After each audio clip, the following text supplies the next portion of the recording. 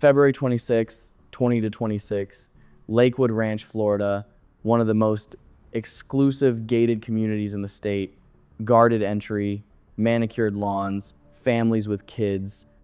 A neighbor who'd lived there 6 years would later say, in all that time, not a single serious incident, not one. Monika Rubacha's father had been calling his wife all day, then his son, then his daughter. Nobody picked up. He was in South America on a business trip. The phones just kept going to voicemail. So he called the Manatee County Sheriff's office and asked them to check on his family. When deputies pulled up to the house on Pavia Way, they had no idea what they were about to walk into, but within a few minutes they knew. 3 bodies in separate rooms. The Rubacha family had moved to Florida from Missouri about 3 years earlier.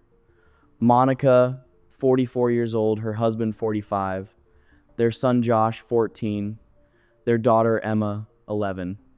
Lake Club isn't just a neighborhood, it's a lifestyle. Gated entry with security, homes ranging from several $100,000 to over $1 million, private clubs, pools, sports courts. People don't end up here by accident. They end up here when they have money and want to live among people like themselves. Quiet, safe, predictable. Josh and Emma attended St. Stephen's Episcopal School in Sarasota, a private school with a strong reputation, not a cheap option. The kind of choice parents make when they're serious about their kids' futures.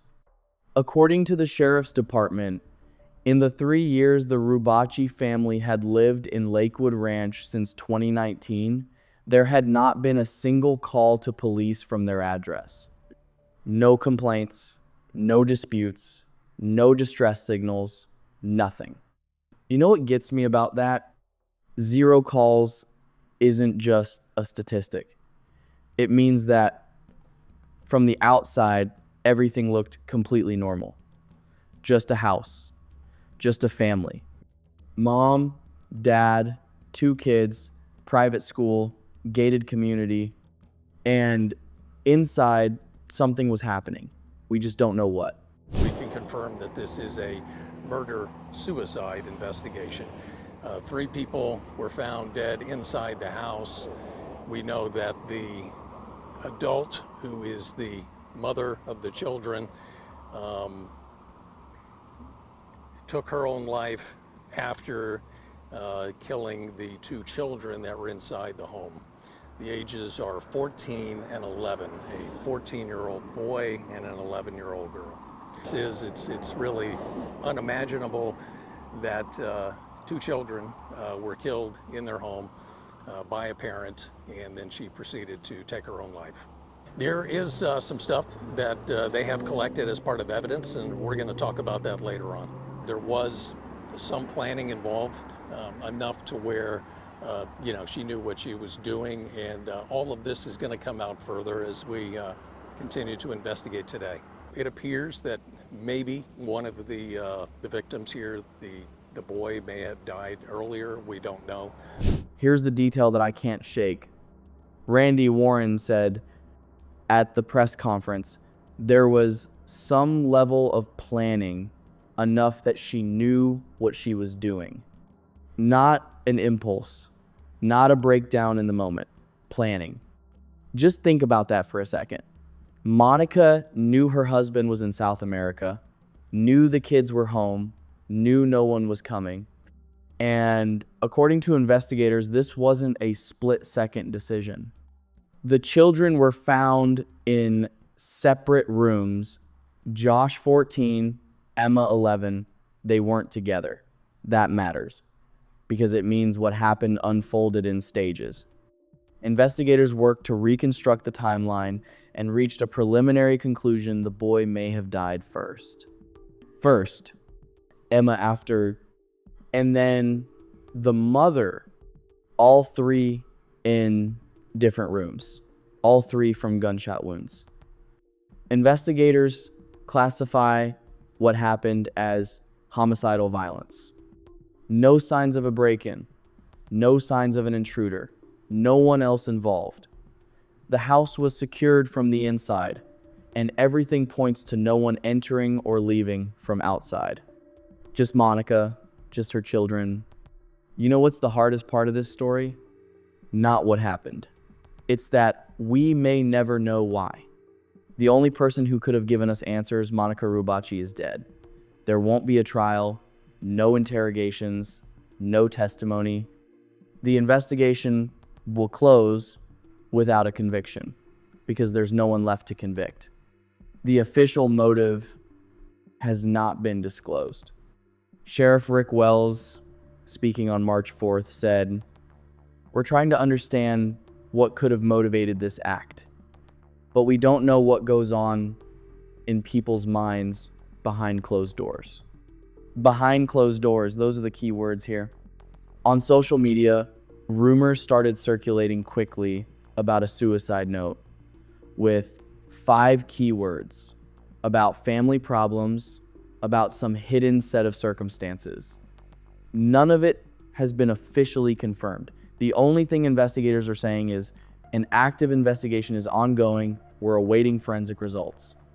Was there depression, a family crisis, something that had been quietly breaking down for a long time, invisible to everyone around her until it finally gave out? We don't know. And somehow that's more unsettling than any answer would be. It's a family community, like we were saying, with small kids. It really hits you hard when you hear about that kind of stuff happening. No instances like this in the last 6 years that we've lived here, so it's an unbelievable situation. Neighbor Paul Hinney says the neighborhood is private, full of snowbirds, and crime is far from what would ever happen here. I keep thinking about the father. He was in South America on a work trip, calling all day his wife, his son, his daughter. No one answered. At some point, the worry became overwhelming, and he called the police. Asked them to check on his family. Here's the official version of that. A father who was abroad grew concerned about his family's welfare and requested a check. Standard language, routine request. But behind that, there's a real person who spent hours unable to reach his kids. Early in the morning, on February 27th, he flew back to Florida. Randy Warren told reporters it was an incredibly emotional day for him. He learned what had happened. This isn't just hard, it's unthinkable. He flew home and found out his family was gone. His wife, his son, his daughter, all 3 of them. I don't know how you come back from that, honestly. I'd be lying if I said that part didn't hit me hard. There's something that doesn't get talked about out loud, but it's too obvious here to ignore. Gated communities, places like Lake Club, are built around the idea of control. The guarded entrance keeps out external threats, but it doesn't protect against what happens on the inside. When neighbors say nothing like this ever happened here, they're being truthful in a very narrow sense. There was no outside violence, police never came, no public disturbances. But nothing happened outside is not the same as everything was fine inside. Depression doesn't make noise. A mental health crisis doesn't walk out onto the street. Someone who's struggling can spend years smiling at neighbors, dropping kids off at private school, paying club dues, and quietly falling apart on the inside. This isn't about rich versus poor.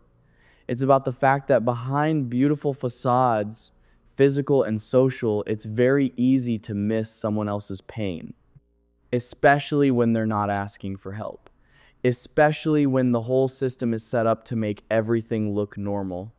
Sheriff Wells said, "We don't know what goes on in people's minds behind closed doors." That's an honest thing to say. And in a way, it's not a judgment on one family. It's a judgment on the way we're all set up socially. Let's go back to that phrase. There was some level of planning, enough that she knew what she was doing. In psychiatry and criminology, this is one of the key markers when analyzing extended suicides, what professionals call family annihilation or familicide. It describes a scenario where someone kills members of their own family as part of their own exit from life. The logic is horrific, but internally consistent to the person. I can't leave them behind. They'll be worse off without me. We go together. This isn't a movie villain. This is a person in the grip of a severe psychotic or depressive episode who made a decision and who, by all indications, was genuinely convinced it was the right one. The official motive has not been disclosed. No diagnosis has been made public.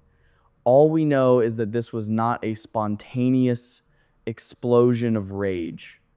It was a decision. And that, maybe more than anything, is the hardest thing to get your head around. We really don't know what led up to that. It's horrible to even imagine what would have been going through the mind of this mother. We have had no incidents at this address, and there's really nothing there that would have indicated that this was going to happen. What happened inside this home was something that maybe nobody could have predicted. I need to talk about the kids separately, because in stories like this, it's easy to get lost in the details of the investigation, the psychology, the social takeaways, and forget that at the center of all of it are two specific people. Josh, 14 years old, a teenager, the older child. Emma, 11 years old, still in elementary school. A girl who probably still believed the world was a fair place. Both of them attended Street Stevens, a good school, a private school, parents who were thinking about their future. The school announced it was in mourning, set up grief counseling for classmates, for teachers, for the whole community, because a tragedy of this scale doesn't end behind the doors of one house. It ripples outward. Their classmates are now trying to figure out how to live with what they know. That the person you saw at school on Friday was gone by Saturday, that his mom did it. There's no framework that makes that make sense, and there probably shouldn't be. The investigation is ongoing. Autopsy results are still being processed. They should definitively establish the cause and time of death for each of the three victims. More details may still come out. But there won't be a trial. That's important to understand. In the American legal system, criminal prosecution ends with the death of the suspect. Monika Rubacha is dead, which means no charges will ever be filed. No court proceedings, no cross-examination, no official motive established in front of a judge. Whatever investigators find will remain in the case files. Some of it may become public, some of it won't. The suicide note, or whatever was collected as evidence, has not been released. Warren said, "We'll talk about it later. Weeks have passed. Later hasn't come yet, or it came quietly without any announcement." The father is living with this. The school community is living with this. The Lake Club neighborhood is living with this. And the question of why remains unanswered. Maybe it always will. Closing thoughts? Some stories don't have a villain with a clear motive. No detective who solved the case. No moment when everything clicks into place. There's just a house on Pavia Way, a gated community, 3 bodies in separate rooms, and a father who flew home in the morning and found out. Randy Warren said at the press conference, "It's practically unthinkable that a parent would kill 2 children in their own home." Unthinkable, yes, but it happened. And the fact that we can't fully process it, maybe that's okay. Some things aren't supposed to fit neatly inside your head. Some things aren't supposed to have a clean explanation. Josh was 14. Emma was 11. That's the only thing I know for certain about this story. I want to talk about something that usually gets avoided in coverage like this because it's uncomfortable, because it cuts against the way we tend to think about these cases. When a parent kills their child, our first instinct is horror and rage. Monster, animal, how could anyone? That's a completely understandable reaction, and I'm not dismissing it. But if we actually want to understand, not excuse, just understand how something like this happens, we have to go somewhere most people don't want to go. Criminologists and psychiatrists who study extended suicides come back to the same finding over and over. The person who carried this out generally didn't see themselves as a killer.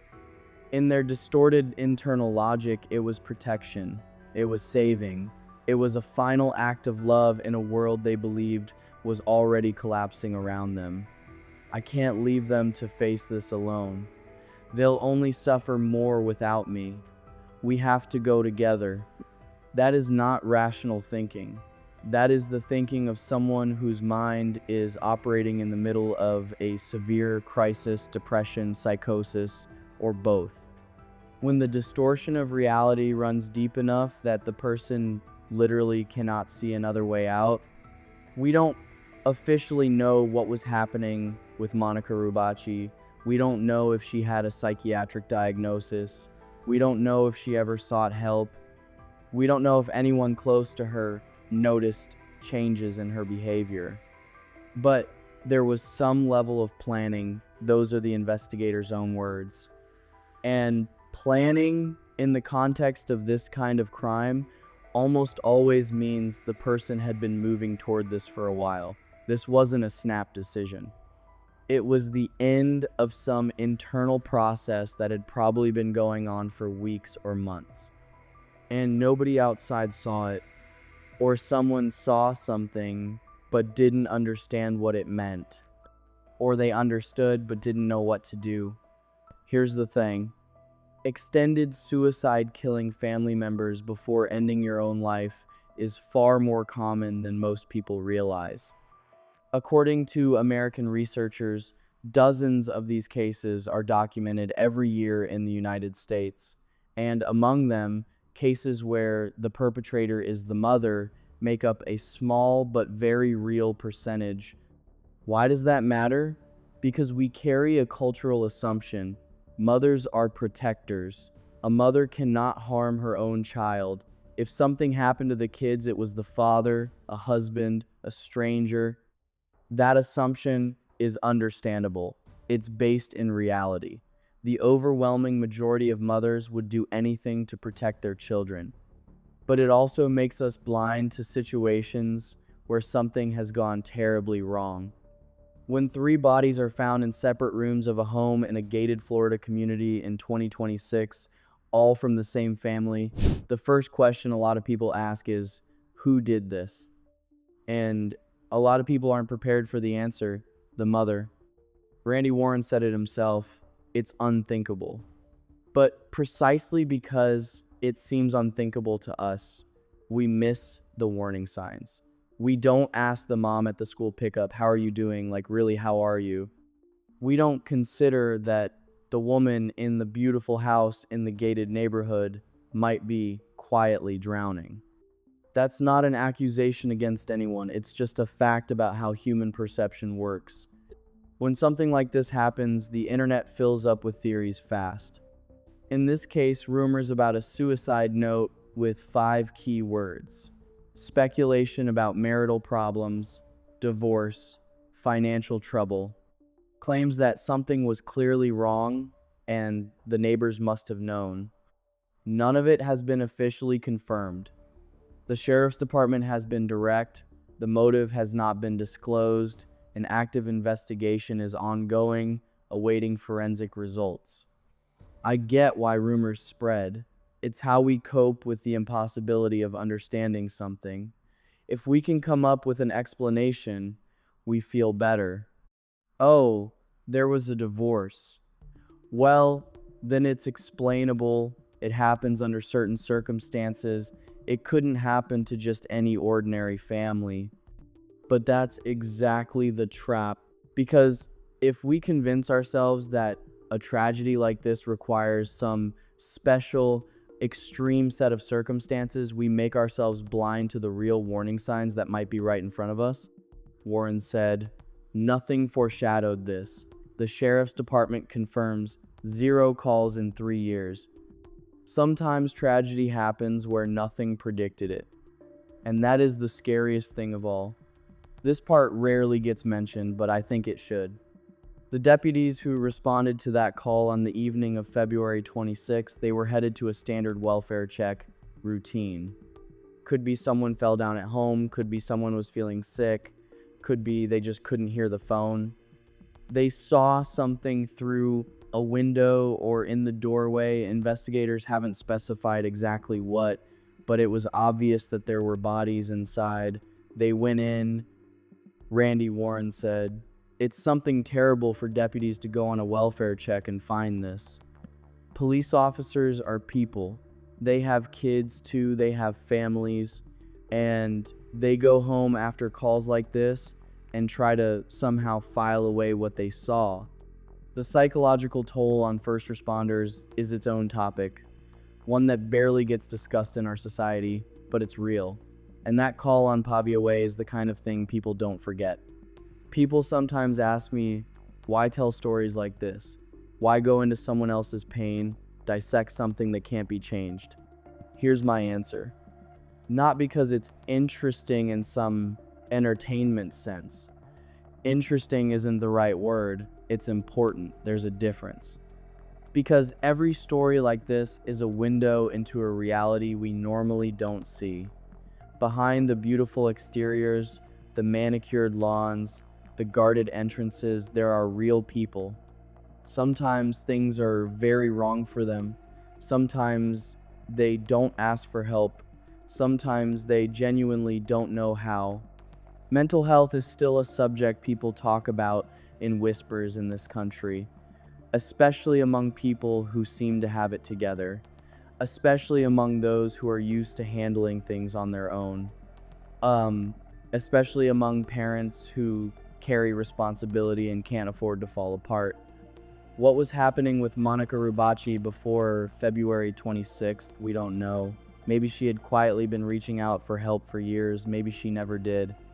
Maybe she didn't even realize she needed it. We don't know.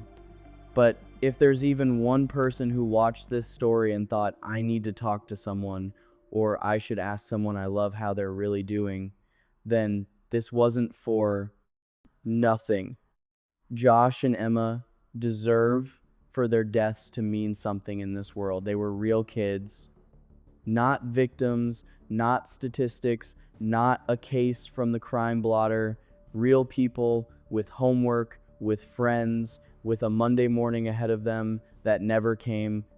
Lakewood Ranch will be living with this for a long time. Street Stevens will too. Their classmates grew up in February 2026, not the way you grow from joy, but the way you grow from loss.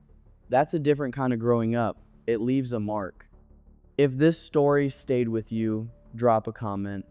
I genuinely want to know how you're processing it, what you think about what happens behind closed doors, and whether there's any way to actually see it. Subscribe to the channel. We cover stories like this regularly, not for the shock value, for the understanding.